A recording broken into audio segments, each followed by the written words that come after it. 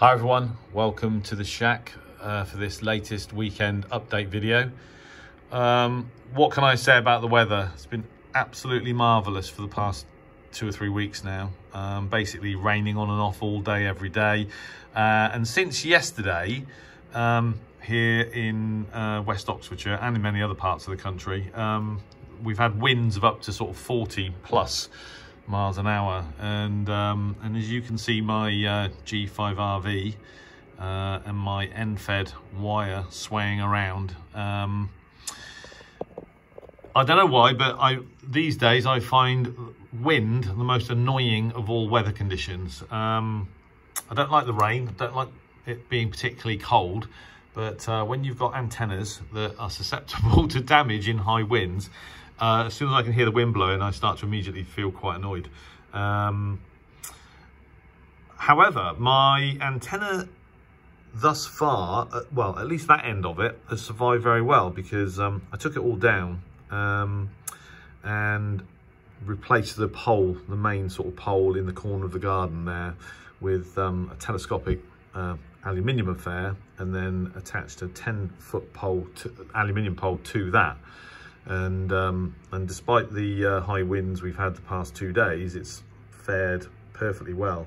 So it's much more secure now. However, when I looked out the window this morning, the actual radiator, the wire running down the garden, was only about 10 feet above the ground. And the reason for that is because the fiberglass pole at the front of the house, supporting the other end, has basically, well, that's attached to a 10-foot aluminium pole, and it's basically not exactly come away, but it's now leaning, and so the actual wire, the radiator, was much lower this morning. So anyway, I can't actually repair it right now because it's raining and it's very windy, but there is some slack in this antenna anyway, so I've sort of cranked it up again.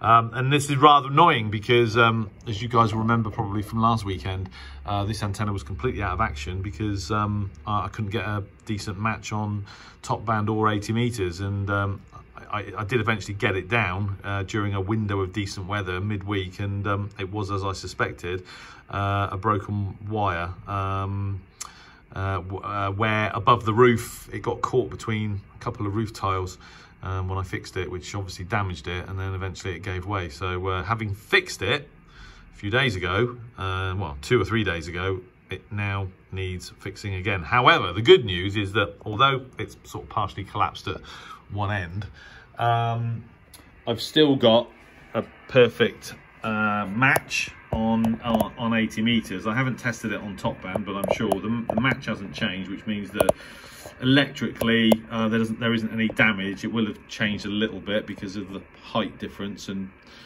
proximity to the house, but I've still got a perfect match. Yeah, and so from that point of view, at least, it's good. So it just means I'll be able to use it on the Friday night sked tonight. That would have been a major pain.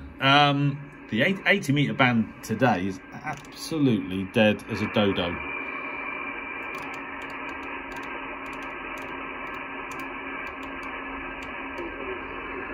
Okay, there's a weak signal there. It's the first thing I've heard in about an hour.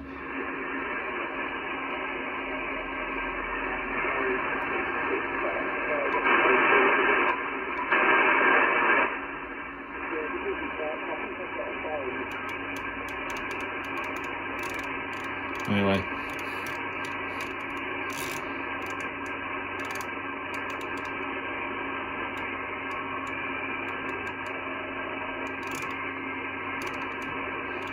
basically dead.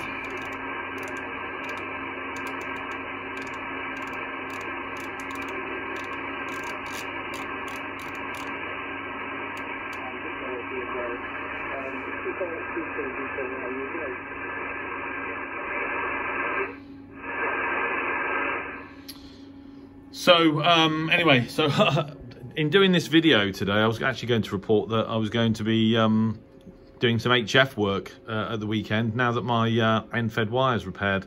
But actually, I'm going to be repairing the front support arrangement before I do anything else, other than the sked later on to this evening, because I'm not going to have time to do that today and the weather's too bad. According to the weather forecast, the high winds, well, of sort of 40 miles an hour plus, are supposed to be diminishing to around about 20. I haven't seen any sign of that yet. Well, about 2 hours ago, but it's still pretty windy here in West Oxfordshire, which is a bit annoying, but never mind. As a consequence of that, GB3 DI, I haven't been able to open the repeater from here, which I'm now able to do since I had the X300 Colinear mounted on the roof. I haven't been able to open DI for a couple of days. There's a couple of guys been doing a lot of work on it. There's Dave, G8DVK, and Mike, M0CUL, or sorry, G0CUL. They've been doing work on the repeater because we've been having issues with it. Sorry, G8CUL, what am I talking about? And now the repeater does seem to be working much better, when sort of no longer having strong signals sort of dropping out, noise and what have you. So it's definitely working much better. So thanks to G8DVK and G8CUL for sorting that out. This weekend also I'll be doing the 2 meter simplex net on Saturday afternoon. I'm not sure if I've ever advertised the frequency, not that it would help really most of you, because most of you don't live in the vicinity, but we have the 2 meter simplex net is on 145.4125. So if you are in range, or you can you can find something online, you can listen in. So that's 145.4125. It is not my, it would be normally my turn to chair that call this weekend, but I don't have to, because I chaired it last weekend and the weekend before, because the guy that I share that job with, M0KP, was out house hunting. And so I chaired it last week and the week before. So so he's going to do it again this weekend, which is fine. I actually quite enjoyed chairing it, to be honest with you. It's easier from Ensham because I can basically hear everybody very well. It's less easy in Abingdon because some of the signals from sort of West Oxfordshire, Witney, G0B, Ron, etc., aren't as strong. Actually, I don't know why I'm saying Ron, because Ron's never on the 2 meter net, but people like Hamish and Chris, LRY, are not as strong when I'm in Abingdon, but of course they're very strong here in Ensham, and I can copy everybody else down south, so to speak, pretty well. So that's on Saturday, tomorrow, the 2 meter simplex net, and then the DI net presumably will be on Sunday, unless there's any issues with the repeater, which there shouldn't be. So so that'll keep me busy. I'm doing a bit of 2 meter FT8, and I'm going to go back to Ron again. So G0BNC, he's rigging up. I think he's using an FT897 to. He's loaded WSJTX, the software, onto his computer. He's got a radio that will work. And I think he said he's found a cable, the CAT cable he needs, USB cable, I think.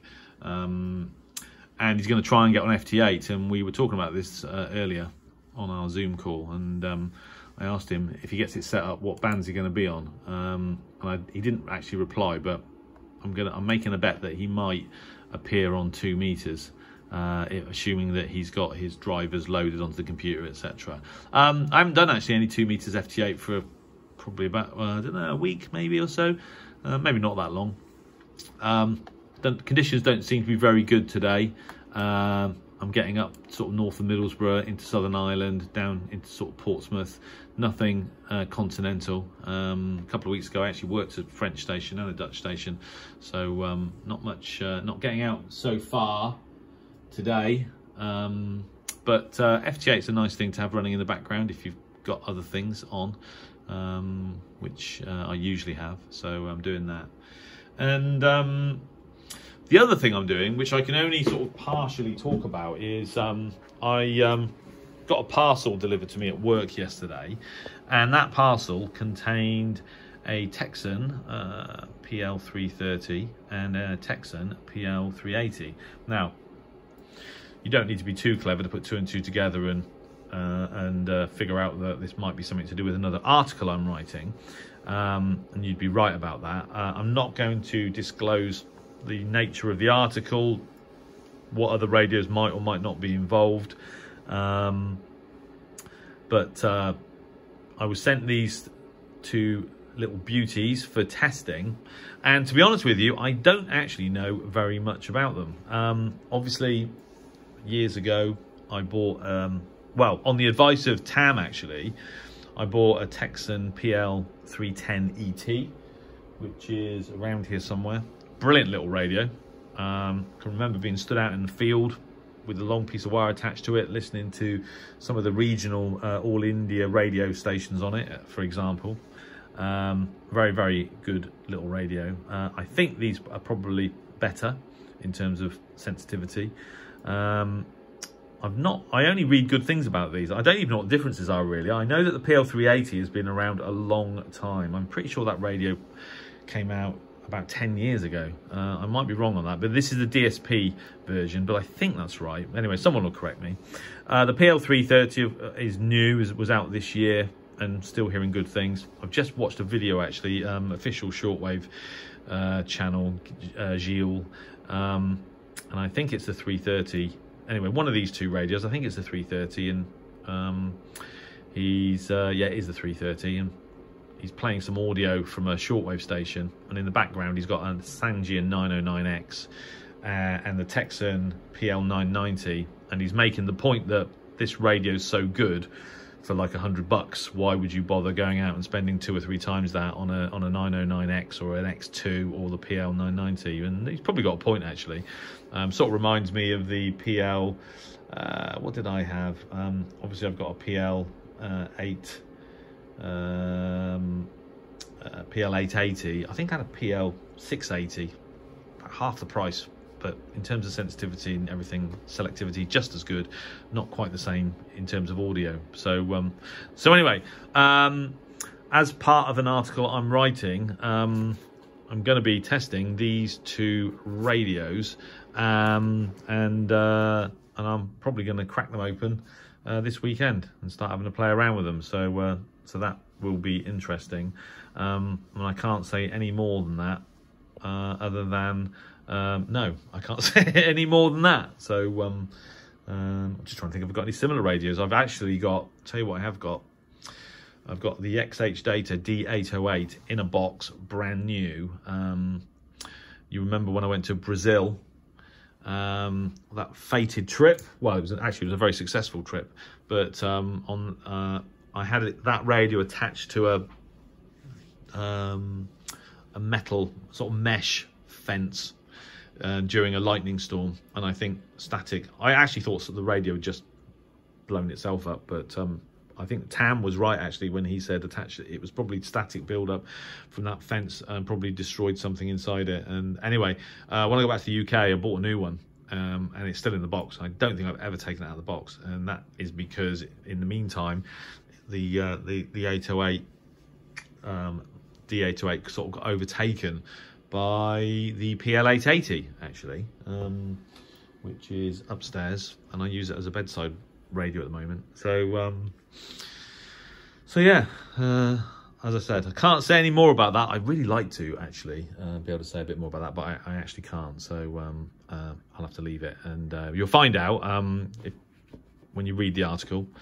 And there'll be some videos after the article, of course. So yeah, interested. It's quite a while since. Well, the Belco actually is the last portable radio that I purchased. It's so small, it's hiding behind there. There you go. Obviously, complete success. Amazing little box of tricks. So there you go. I think that's about it for today. I'm keeping a watching brief on the status of my antennas, and they're still swaying around, and maybe the wind has dropped just slightly, but it's so annoying when the wind picks up, and I just know that sooner or later something's going to happen to my antennas. And it's at times like this when I always say to myself, right, come the good weather, take it all down, put them all up properly with proper masts, etc., pulleys, what have you, blah blah blah, and then either the good weather doesn't ever arrive, or it does, and I don't do it. So I've only got myself to blame. Anyway, hope you have a great weekend. I wish you good DX. Thanks for watching, and try and keep in touch. I will try and keep in touch via the comments on the channel.